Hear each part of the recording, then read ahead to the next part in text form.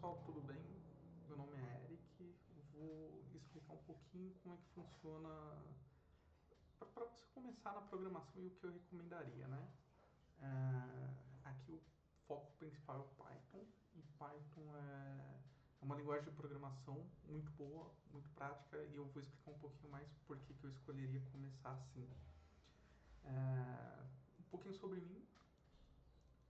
É, sou formado como técnico em informática pela ETEC, graduado em marketing pela Embi Morumbi, tenho MBA em Digital Business pela USP e estou cursando engenharia porque eu não gosto de parar de estudar, né?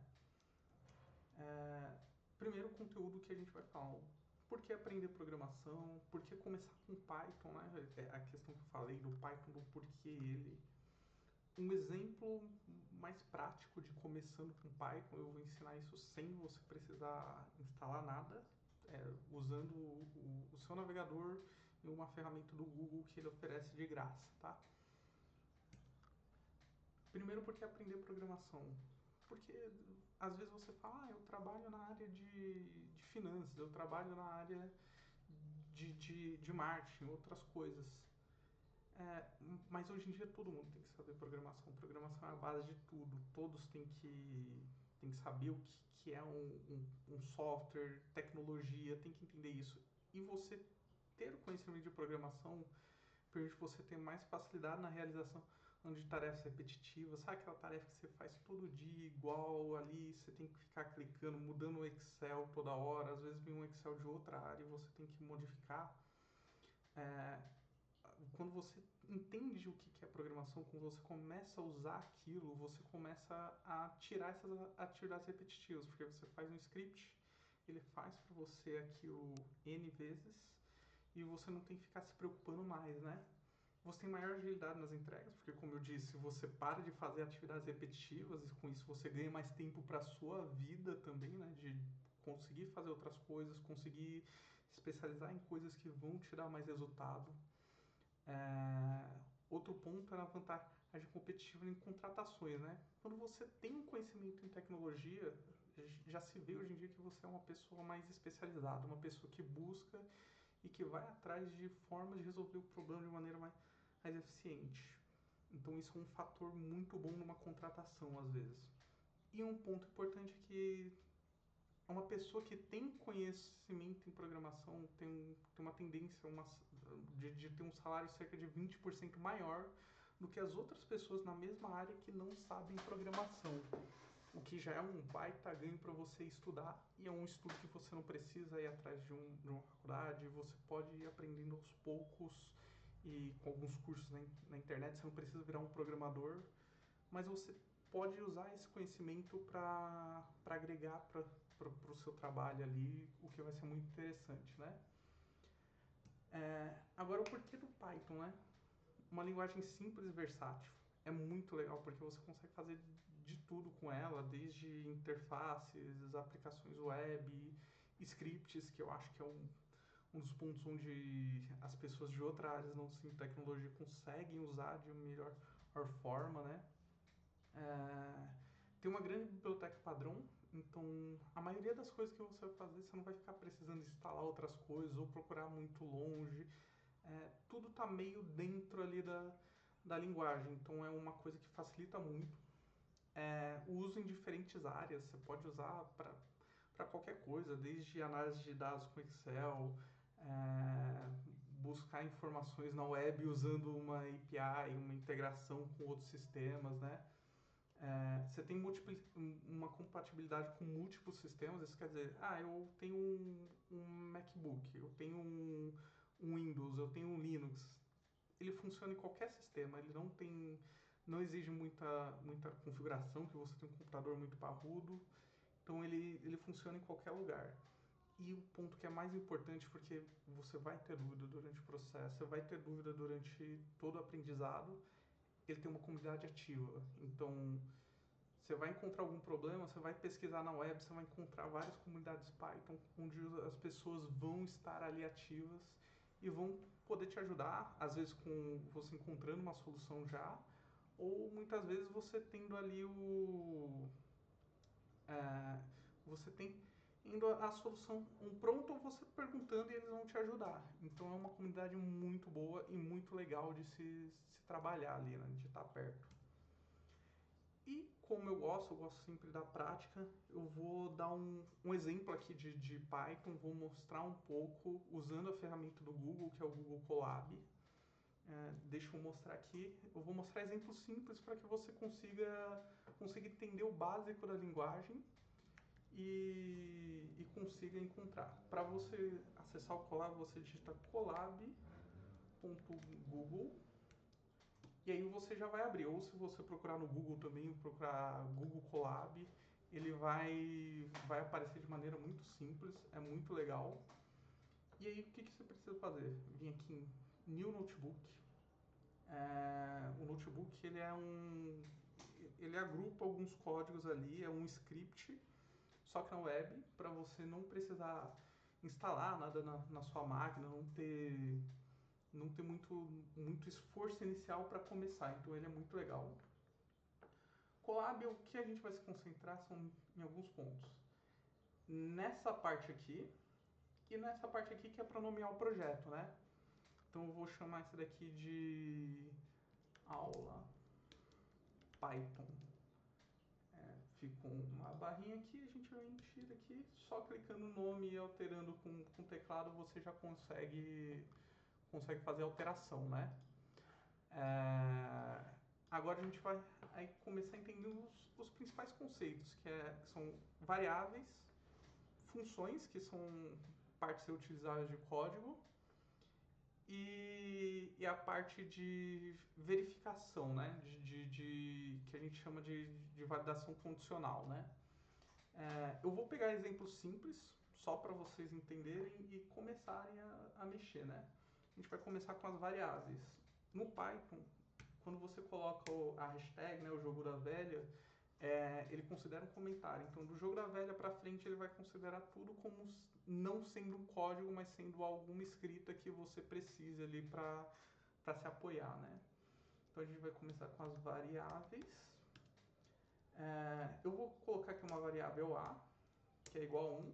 Para você definir a variável, você só tem que fazer o nome da variável igual ao conteúdo que você quer. Por exemplo, a variável aqui eu coloquei para 1, que é um número inteiro, né?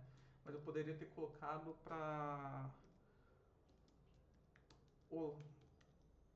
Olá Mundo, por exemplo, que é um texto. E aí, o próprio Python, isso é uma das coisas legais do Python, é que ele não te sobrecarrega com as questões de tipagem, etc., que outras linguagens têm que tornam mais complexo para quem não é um desenvolvedor, né?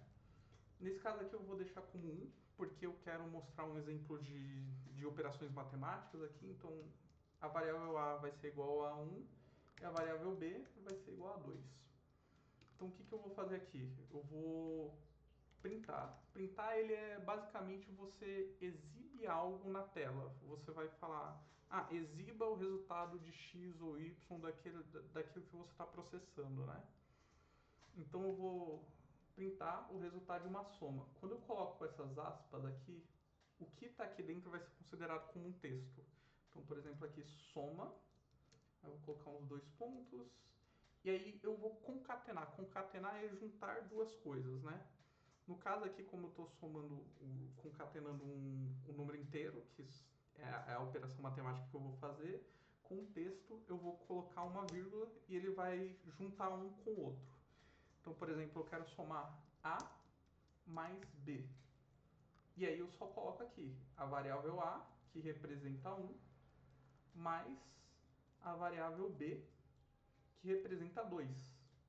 Então, quando eu apertar Ctrl Enter ou Command Enter no Mac, ele, na primeira vez que você for rodar, ele leva um tempinho, porque ele se conecta a um servidor do Google que permite fazer essas operações, né? Então ele se conectou aqui, e aí ele me deu o resultado, que a soma é 3. 1 mais 2, 3. Eu quero fazer uma subtração. Vou copiar aqui, colar embaixo. Subtração. A menos B. Aí eu rodo de novo e ele vai me dar o resultado. Outra opção para rodar é esse íconezinho aqui. Você clica e ele vai rodar. Então, 1 menos 2, menos 1. E aí eu posso fazer as outras operações matemáticas, como a multiplicação, que é só o símbolo de asterisco aqui, que ele vai funcionar já, a multiplicação, e a divisão, que é o barra, né? Divisão. E com isso, ó, com as variáveis e com os operadores matemáticos básicos, né, de mais, menos, vezes, divisão, você já tem as operações matemáticas básicas, de forma bem simples. Agora eu vou mostrar um pouco das funções, porque quando você está falando disso daqui, você está falando de um código que é pouco reutilizável, né? Quer dizer, você não vai utilizar mais de uma vez e muitas vezes você precisa e as funções são um dos pontos mais importantes. Vou clicar aqui para adicionar um código, ele adicionou uma linha e eu vou criar uma função aqui chamada somar. Somar. Aqui o interpretador do Colab é muito legal que ele já me completou aqui, né? Ele entendeu que eu quero fazer uma função de soma, ele entendeu que eu vou aceitar o que a gente chama de parâmetros que está aqui. A função no Python ele é definido por essa palavrinha especial aqui, que é chamada de def. Ela serve somente para dizer que aquilo ali é uma função, né? Aí eu dou o nome da função, passo os parâmetros que eu quero. Aqui pode ter N parâmetros, eu posso dizer que eu quero A, B, C, D e por aí vai. Nesse caso aqui eu só quero A e B. Aqui essa linha aqui, você repara que está indentado, né? Indentado é quando você coloca uma camada à frente, porque o Python ele usa essa indentação para entender que aquele código está dentro dessa função, né? Então aqui no caso, ó, tem esse espaço aqui, que é basicamente um espaço mesmo, são 4 espaços na verdade, que é o padrão que se usa. Return, quer dizer, o que aquilo ali vai retornar quando eu chamar aquela função? Vai retornar A mais B. Então basicamente eu estou fazendo isso daqui para retornar A mais B. E aí se eu rodar isso daqui, ele vai pegar os números aqui de cima, e se ele continua usando esses números aqui, vai falar, ó, A mais B é igual a 3. Ah, mas por que você está fazendo isso daqui? Não é muito mais coisa do que você só fazer A mais B aqui? Mas a graça disso daqui é que você pode copiar e, por exemplo, trocar aqui 5 e 10. Soma 2.